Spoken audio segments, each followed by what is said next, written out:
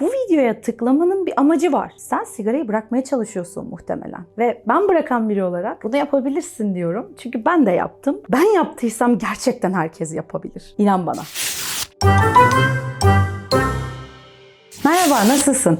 Bu videoda sigarayı nasıl bıraktığım hakkında konuşacağım. Çünkü ben 3 senedir sigara içmiyorum.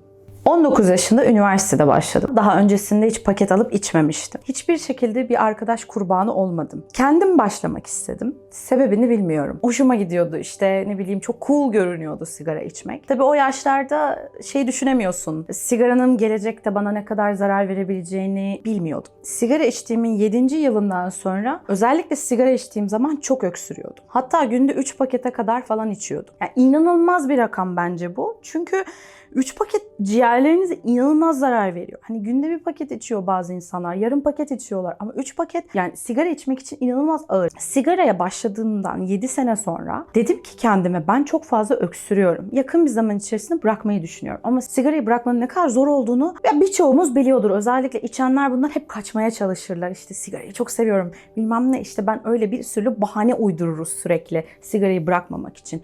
Ama bariz bir şekilde sigara içmediğim günlerde öksürüğüm azalırken sigara içtiğim günlerde inanılmaz öksürmeye başlıyordum. Siz öksürmüyor olabilirsiniz ama bu sigaranın ciğerlerinize verdiği zararı hiçbir şekilde engellemiyor. Her türlü ciğerlerinize inanılmaz nikotin sokuyorsunuz. Yani inanılmaz zararlı kimyasallar sokuyorsunuz. Ve bir gün sigara içtikten sonra inanılmaz bir öksürük krizine girdim. Nefes alamıyordum. Herhalde dedim ben ölüyorum. Ve o günden sonra bir anda elimdeki paketi bitirip sigarayı bırakma kararı aldım. Bir anda. Yani bu iş uzun süre ben şu gün sigarayı bırakacağım diye değil. Yani bir sebep bulmanız gerekiyor sigarayı bırakmak için. İlk 21 gün çok kritik. Birçok şey denedim aslında. Bir de ben kilolu olduğum için özellikle sigara yerine yemek yemekten ve üzerine kilo almaktan çok korkuyordum. Ama bu benim için herhangi bir motivasyon kırıklığı olmamak zorundaydı. Çünkü sigara bana çok bariz bir şekilde zarar veriyordu. Özellikle sigaraya tekrardan başlama korkusu üstüme çöktü. Tekrar başlarsam bu sefer kendime de saygısızlık etmiş olacaktım. Yani kendi özgüvenime de hakaret. Ben çünkü kendime bir şey karar verdim ve buna devam etmeliyim. Böyle düşündüm. Şöyle düşünürseniz siz de bırakabilirsiniz çok rahatlıkla. Bugün bunu bıraktım ve kendime söz veriyorum. Eğer kendimize söz verirsek bir şey gerçekten yapabiliriz. İlk birkaç günden bahsetmek istiyorum. İlk birkaç gün herhangi bir şey yok. Normal. 48 saatten sonra nikotinin vücudumuzdan tamamen çıkmasından dolayı böyle bir yoksunluk hissetmeye başlıyorsunuz ve inanılmaz duygusal krizler yaşıyorsunuz. Tabii ki ben bunu sizin motivasyonunuzu kırmak için söylemiyorum. Ben yaşadığım şeyden bahsediyorum. Çok acı çektiğimi düşündüm. Çok sinirleniyordum. Biri bana gelip böyle bir anda birini bıçaklayabilirdim. Yani hani gerçekten bir anda biri bana saldırsa sinir krizi geçirebilirdim o an. O yüzden evden çıkmamayı tercih ettim bu dönemde. Oldukça zor bir dönem. Kabul ediyorum. Özellikle benim gibi duygusal biriyseniz bu kat kat daha zor aslında. Ki ben bu konuda kendimle de gurur duyuyorum. Çünkü zor olan bir şeyi başardığımı düşünüyorum. Ama bu kadar duygusal değilseniz, sinir gelgitleriniz yoksa ya da sinirli biri değilseniz biraz daha kolay atlatabilirsiniz bu süreci. Özellikle ilk 21 gün evet, her gün sigara isteği gelince içinizde böyle kanınızda hissediyorsunuz artık benim o sigarayı nasıl istediğinizi anlatamam size. Rüyalarınıza giriyor ilk 21 gün boyunca. Siz sigara içmek istiyorsunuz ama istek geldiğinde kendime sürekli şunu söyledim. Hayır, içmeyeceğim. Derin nefes alıp onu unutmaya çalışıyordum. Emin olun o kriz geldiğinde o kriz geçiyor. Sadece kendinize 30 saniye verin. Derin nefes alın ve gerçekten geçiyor. Sonrasında yine geliyor. Ama her sefer bir seferkinden daha hafif olmaya başlıyor. Bir aylık bir an var. O böyle dönüm noktası gibi bir şey. Genelde insanlar bir ay bırakıp işte tekrardan sigaraya geri dönmelerinin sebeplerinden biri de bu. O an o kadar çok istek geliyor ki sanki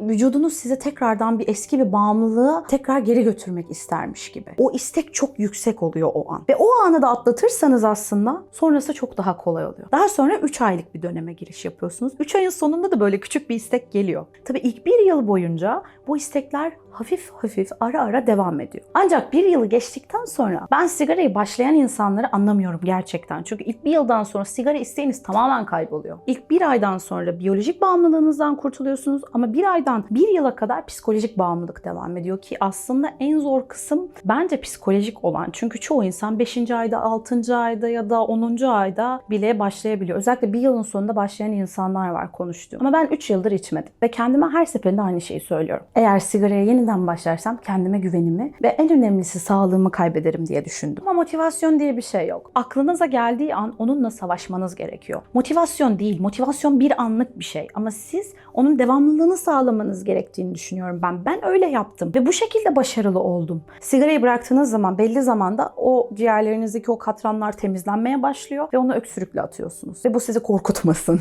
Ben çok korkunç deneyimlerim oldu bu konuda. Çünkü aslında ciğerleriniz sizi temizliyor. Ve şöyle bir durum var. Evet, hasta oluyorsunuz. Gerçekten hasta oluyorsunuz. Grip oluyorsunuz. Üşütmüş gibi oluyorsunuz. Yorgun hissediyorsunuz. Çünkü bir bağımlılık atıyorsunuz. Düşünsenize, eroin kullanan bir insan ne kadar hasta oluyor onu bırakırken. Bu da aynı şekilde. Bu bir bağımlılık. Ve kendinize şunu söyleyin. Ben sigaraya bağımlıyım. Ben sigarayı keyif almak için değil, sigaraya bağımlı olduğum için içiyorum dediğinizde bakış açınız çok değişiyor. Ve şu an özellikle hissettiğim şeyi söylemek istiyorum bu konuda. Kendimle gerçekten gurur duyuyorum sigarayı bıraktığım için. Çok zor bir iş başardığımı düşünüyorum. Hayatımdaki belki de en büyük başarılarımdan biri bu. Hayata bir kere geliyorum ve ben bu hayatta sağlıklı bir insan olmak, sağlıklı bir birey olmak istiyorum. Emin olun, sigarayı bıraktığınızda hiçbir zaman pişman olmayacaksınız. Çünkü vücudunuzda o değişimleri gördüğünüzde, nefes alışverişinizdeki değişimi gördüğünüzde, merdivenlerden daha rahat çıktığınızı gördüğünüzde siz de çok şaşıracaksınız. Sigarayı bıraktığım için kilo da almadım bu arada.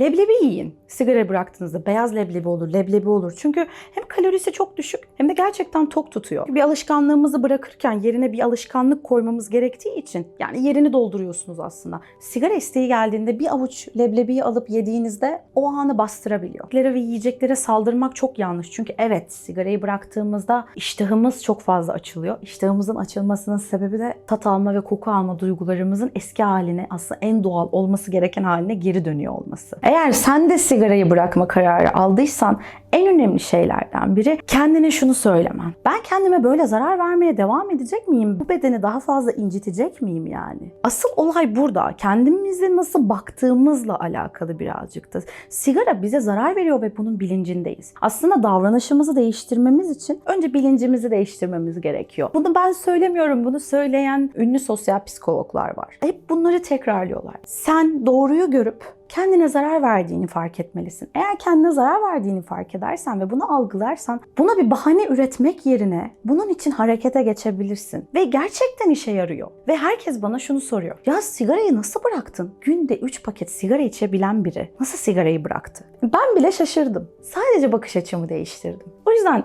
sen de yapabilirsin. Evet, ufak bir acı çekme süresi var. Ama hangi başarı acı çekmeden oluyor ki? Ve ben bırakan biri olarak bunu yapabilirsin diyorum. Çünkü ben de yaptım. Ben yaptıysam gerçekten herkes yapabilir. İnan bana. Beni izlediğin için çok teşekkür ederim. Umarım tekrar görüşürüz. Hoşça kal.